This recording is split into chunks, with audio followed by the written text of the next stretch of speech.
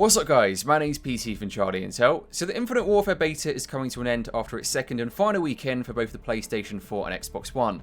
And from the point of me uploading this video to YouTube, Infinite Warfare is less than 2 weeks until its official launch day on November 4th, 2016.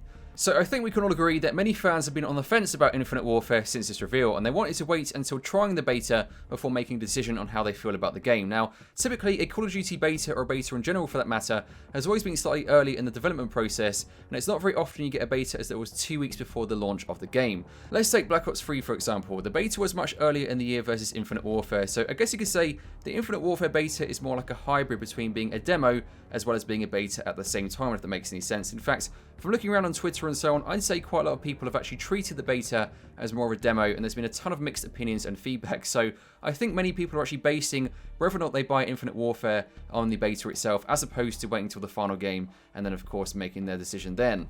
Now, according to Infinity Ward, the main objective behind the beta was to stress test the new matchmaking system, collect a ton of data from us playing the game, which they'll then go through afterwards, make balancing adjustments, and also get feedback from players. Now, the problem with this is they haven't really left enough time for valuable feedback, and there's really not much they can actually drastically change before the game's release in November. When you're making a futuristic Call of Duty with a ton of mechanics at play, like payloads, traits, all that kind of stuff, I feel there's a lot more room for error, and you need more time on your side to actually listen to feedback and then apply that feedback to the final game. And in this case, they haven't really got that time. They've only got 2 weeks, really, of valuable feedback to then plow through, and you can't really actually put that into the game when it's finally released on November 4th, 2016. And if they can, it's not really going to be big changes or anything too drastic. It's going to be more like balancing issues, all that kind of stuff as well, which will be hopefully ironed out in the final game. So I've spent the last 2 weekends playing the Infinite Warfare beta, and honestly, I have a ton of positive and negative thoughts about the game so far. Overall, I'm enjoying the game, though perhaps not nearly as much as I'll be enjoying replaying Modern Warfare Remastered when it finally drops alongside Infinite Warfare on its release day.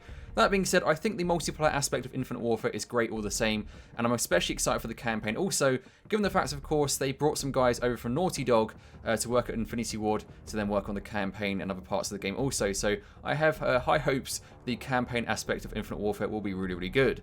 So as for the game itself, once the game has been released, of course, I'll make a much bigger and longer video about my thoughts on Infinite Warfare in terms of positive and negative things, because I don't really think it's necessarily fair to do a full analysis of the game right now in its beta stage. That being said, really quickly, I'm going to go over some basic things that come to mind in terms of what I don't like about Infinite Warfare and what I feel needs to be improved.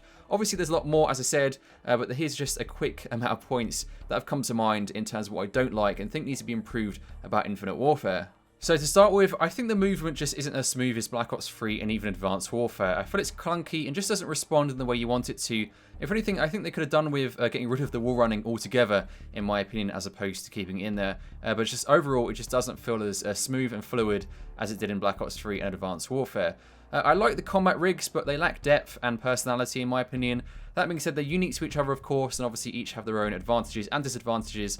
But it's cool you can change your rig during a match, so that's also a great feature as opposed to the specialists in Black Ops 3. So, as for streaks, some of the streaks are pretty pathetic or borderline useless, even taking the time to call in. Overall, I feel they're uninspiring and unrewarding, and it takes away your drive to actually try and achieve them, so to try and get your streaks going, and of course, calling your score streaks. I don't really have any interest in doing it half the time because I feel as if most of them are pretty pointless. Moving on, I think it's difficult to work out who is on the enemy team and who is on your own team. I think people just look too familiar, and it's very difficult to sometimes decipher who's actually on your own team, who's on the enemy team, and who you should actually be shooting at in a particular gunfight. As for the time to kill, I think the time to kill in this game is very sporadic and generally random at times. I'm sure there's plenty of technical reasons as to why, but it definitely needs looking at, and it just isn't consistent across the board, depending on what game you're actually in. Sometimes it's good, sometimes it's bad, but for the most part, it's just completely random. As for snipers are pretty ridiculous in this game, and they don't behave like they said they were going to, which is when they said something along the lines of, you have to get a headshot or whatever in certain situations to actually kill someone. Sometimes you have more chance of taking 3 people down close range by quickscoping than you do with an SMG or assault rifle, so yeah, it just isn't looking very good right now for snipers in general, and I think they need to look at that and perhaps do some balancing with those as well. This isn't really something they can change, but I don't feel the game looks all that great graphically. Even if you turn off film grain and motion blur in general, it just doesn't look all that great. I feel the jump between Ghost and Advanced Warfare, and then Advanced Warfare to Black Ops 3 was more substantial, graphically speaking, versus Black Ops 3 to Infinite Warfare. In fact, in some respects, I think it's actually a downgrade in terms of graphical appearance versus Black Ops 3 and previous games also. So I'm not sure what happened there, but some of the maps just don't look that visually appealing, and I think they could have made more effort in trying to get that visual jump bigger as opposed to the one we have right now, based on the visuals in the beta. Lastly, I think Frontier as a map is very poor in terms of layout. It just doesn't work very well in my opinion. I like Precincts, but overall I really hope the maps in the final game are actually decent and have a good layout, because if Frontier is anything to go by, I don't think it's good. I think it's a really poorly put together map, and I don't think it really works very well with the jumping ability, exosuit, whatever you call it. You know, the ability to jump and wall run in that very small confined space of random stairwells going everywhere. I just don't think it works very well at all, and I think that is one of the poorest maps they could have included in the beta, and I'm not quite sure why they didn't include other maps such as Precincts and so on in the beta instead. But anyway, fingers crossed the final game has better maps, because Frontier is terrible. That's just my opinion. Let me know what you think about that in the comment section below, of course.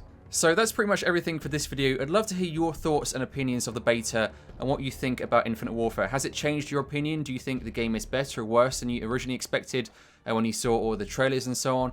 Are you let down by the beta? Are you excited by the beta? Let me know what you think about all your opinions and thoughts and feedback in the comment section below. I'd love to hear your thoughts, and of course we're going to be using some of that and showing it on the Charlie Incel Twitter also, as well as the website. Also, once we've done like a kind of evaluation on the blog, which is obviously charlieincel.com. So make sure you leave your comments in the comment section below. As always, like the video if you enjoyed it, and subscribe for further Charlie Incel content every 1 to 2 days on this channel. Appreciate you watching the video, guys. Thanks for watching. See you in the next one. Goodbye.